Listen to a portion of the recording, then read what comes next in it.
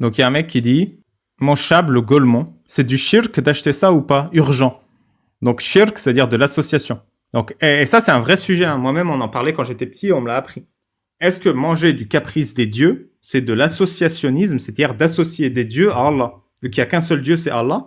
Caprice des dieux, ça sous-entend qu'il y a plusieurs dieux. Et donc, on fait de l'associationnisme là. Donc, est-ce que c'est du shirk ou pas? Urgent. Bah oui, urgent, parce qu'il va acheter. Et du coup, mon chab, le Golemont.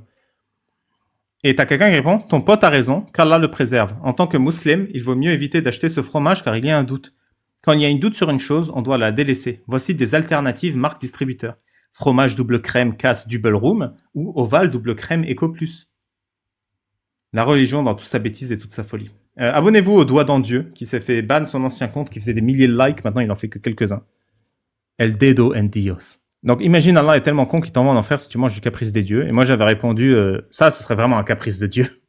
Un petit délire encore une fois. Assalamu alaikum brothers and sisters. Here you can see this kid, he went to pray Jumu'ah, but he didn't get any place to pray, so he just stand on the stairs. And when people went to Sajda, he was just giving Sajda.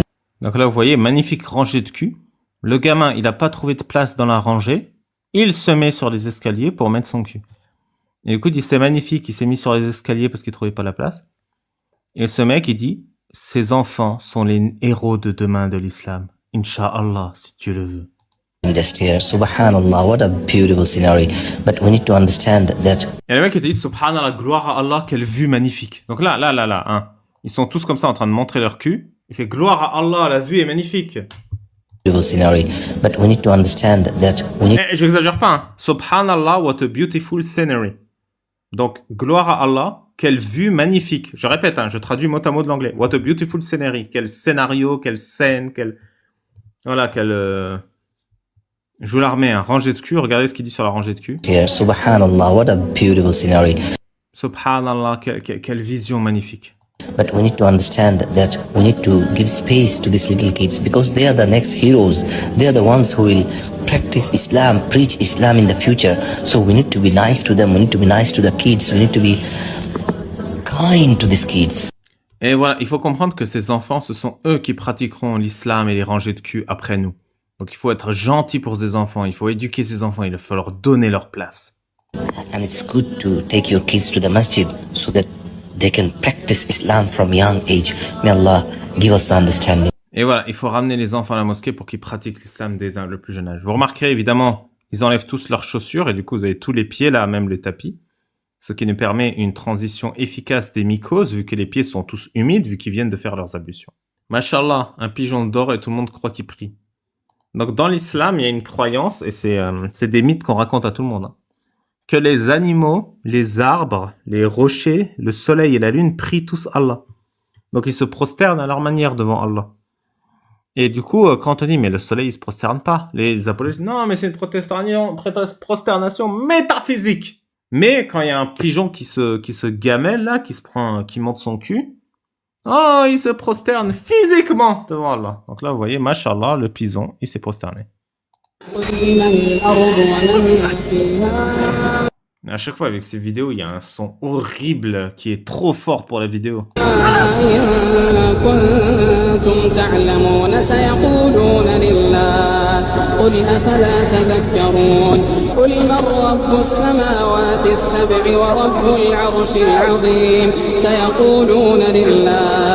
Putain, mais le dernier, il est même pas en direction de la Mecque, il est à l'opposé, il est juste en train de sommeiller, là. Putain, mais ça se voit qu'il est littéralement pas vers la Kaaba. Les mecs, ils prient dans n'importe quelle, les pigeons, ils prient dans n'importe quelle direction, ça y est. Non, c'est un, oh là là. C'est un piège à con, ça. Ou bien c'est la musique, elle est en train de lui éclater les sens, le pigeon, il peut plus bouger, il est paralysé de peur, là. Je vous remets la musique, tiens. Mais ça se trouve, il fait caca, on n'en sait rien. Une famille qui a des dates n'aura jamais faim.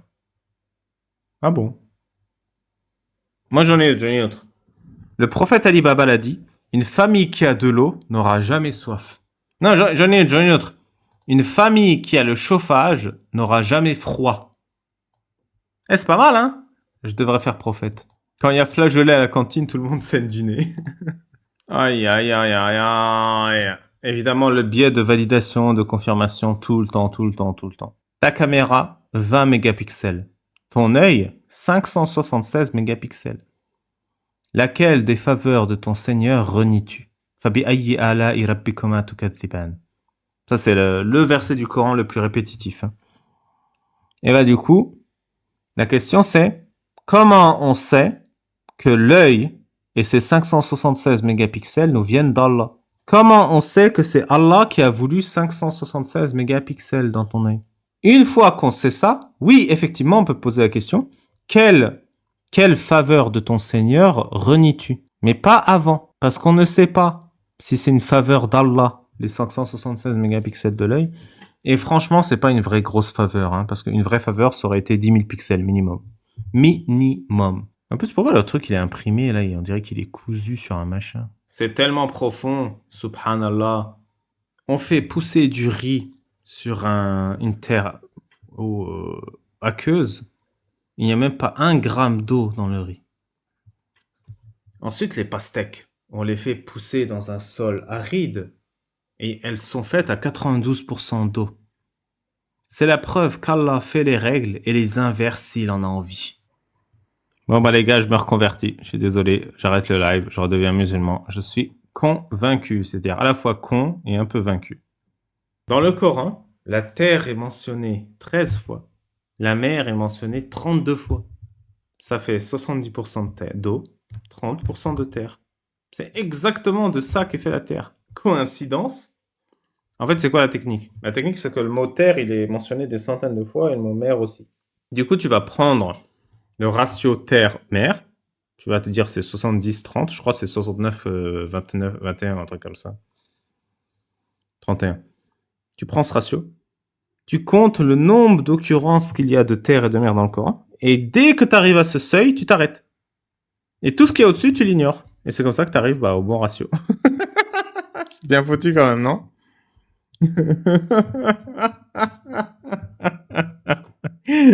Tout est bien qui finit bien. On va regarder un peu les commentaires. Ces arnaques fonctionnaient dans les années 2000. Maintenant, tu as tes librairies Python, tu peux juste chercher une analyse mot par mot du Coran et tu trouves. C'est bon, grandis un peu, frérot. Encore une débilité scientifique de l'islam. Le prophète a dit, l'heure, donc l'heure c'est le jour du jugement dernier, l'heure de la fin des temps, ne sera pas établie tant que le temps ne passera pas ultra vite.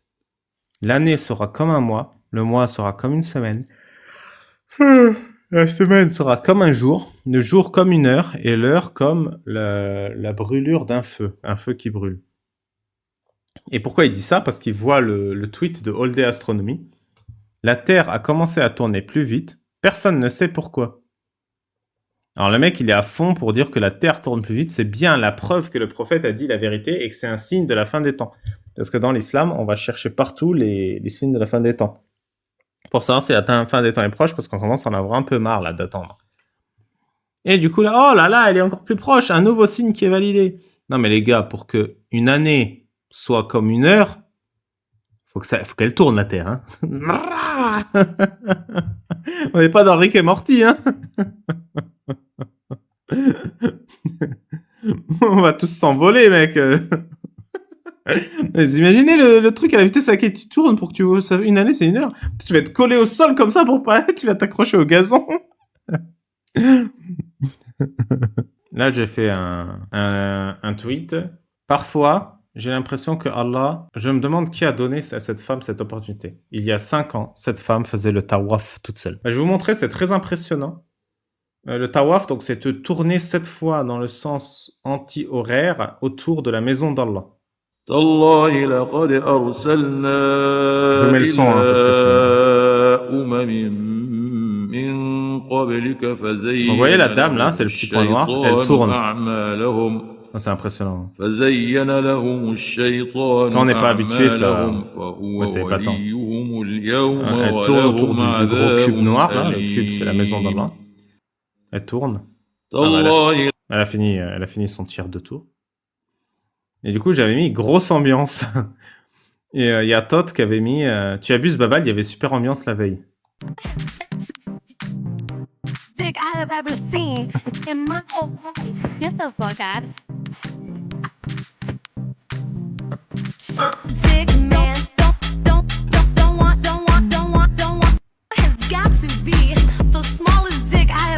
Je te jure, il y a que chez moi où on passe de l'horreur du Qassam El Paty à Cheikh Al-Saleh Al-Fawzan qui danse sur Tini Winnie.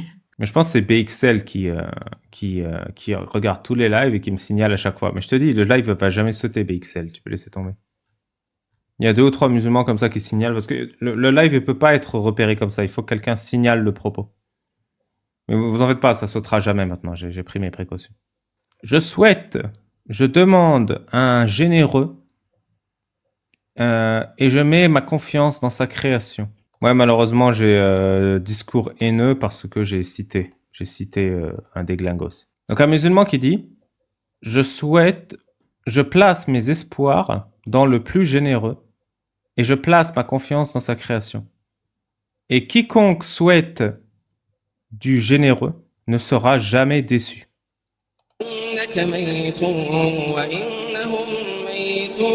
Et donc là, vous voyez un mec qui récite le Coran, et là, il y a un gars qui lève les mains au ciel et qui place ses espoirs dans le plus généreux, c'est-à-dire le mec qui est au ciel, c'est-à-dire Allah. Donc il bouge ses mains pour demander au plus généreux quelque chose.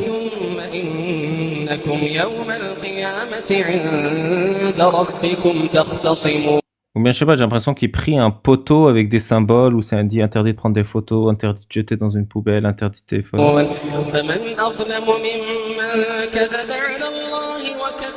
بالصدق إذ جاءه أليس في جهنم مثوى للكافرين والذي جاء بالصدق. Je vois pas du tout comment cette vidéo est inspirante, mais pourquoi pas. Donc le délire, évidemment, dans l'islam, c'est qu'on te dit le généreux par excellence ne me déçoit jamais. Donc si tu es généreux par excellence, tu ne me déçois jamais. Or, Allah est le généreux par excellence, donc il ne me décevra jamais. Même si, quoi que j'obtienne, je ne suis pas déçu parce que Allah est généreux. Et donc on part du principe qui est faux, qui est que Allah existe et qu'il est le généreux par excellence. Comme Allah existe, qu'il est le généreux par excellence, je mets ma confiance en lui. Celui qui est généreux par excellence ne déçoit jamais, donc quoi qu'il arrive, je ne suis pas déçu. Voilà comment on se auto-lave le cerveau. Alors là, je dis rien, je vous laisse admirer. Le métier le plus honorable au monde, garder la place la plus importante au monde propre. Allez, je vous montre, c'est parti. Oh non, je m'attendais à une musique épique, mais ça va encore être 2 chansons coraniques. Donc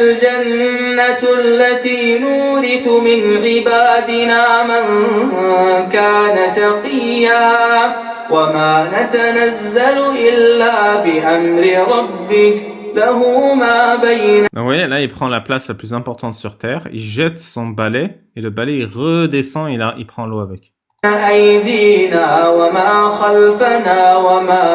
Et là, il y en a un qui fait des horizontaux et l'autre qui arrive en glissant pour faire un vertical. Je vous remets la glissade, là, elle est très belle. Regardez là, il vient du fond là. Wow. Et il repart en gambadant, voilà. Et il recommence. Voilà, c'est comme ça qu'on nettoie l'endroit le plus riche sur Terre. Hein. Et là, voilà, ils font une petite équipe. Et là, en petite équipe, ils te ramènent l'eau, là, comme ça, comme un petit groupe. C'est tous des Pakistanais et des Soudanais. Hein, ils sont esclaves. Ils sont payés une misère. Ils n'ont pas de papier. Et s'ils crèvent, on les oubliera.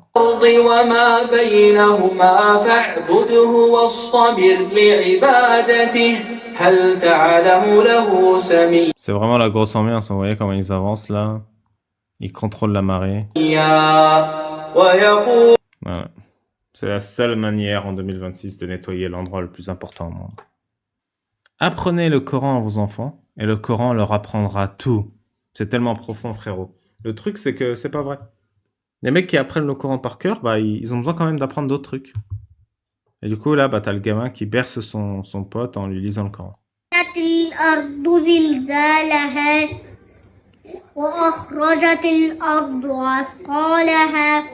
وقال الإنسان ما لها يومئذ تحدث أخبارها بأن ربك أوحى لها يومئذ يصدر الناس. Voilà, là il est en train de lui lire la Zalzala. Donc il est en train... là vous comprenez pas l'arabe, donc vous vous dites bon bah il est mignon ce gamin et tout. En fait je sais pas, imaginez un gamin qui vous chante un truc genre au clair de la lune, mon ami Pierrot, vous dites oh c'est trop mignon. Et là, un jour, vous apprenez qu'au clair de la lune, mon ami Pierrot, c'est une histoire de V. Et ben là, le gamin, ce qu'il est en train de dire, c'est la Zalzala. Il est en train d'expliquer comment Allah va envoyer des séismes pour détruire la terre entière et que les gens seront désespérés. Donc là, le gars vous dit c'est mignon et tout. Non, il est en train de parler de l'apocalypse. Le gamin est littéralement en train de décrire l'apocalypse. Genre, un tremblement de terre, des morts, la terre qui fait ressurgir les cadavres, des flammes. C'est l'enfer absolu. Et là, quand la terre elle va être en séisme, l'être humain va demander mais qu'est-ce qui se passe? Donc c'est ça qu'il est en train de chanter le gamin pour faire dormir son frère. Voilà. Ça aurait pu être Nick les mains d'Abou Lahab, vous me direz.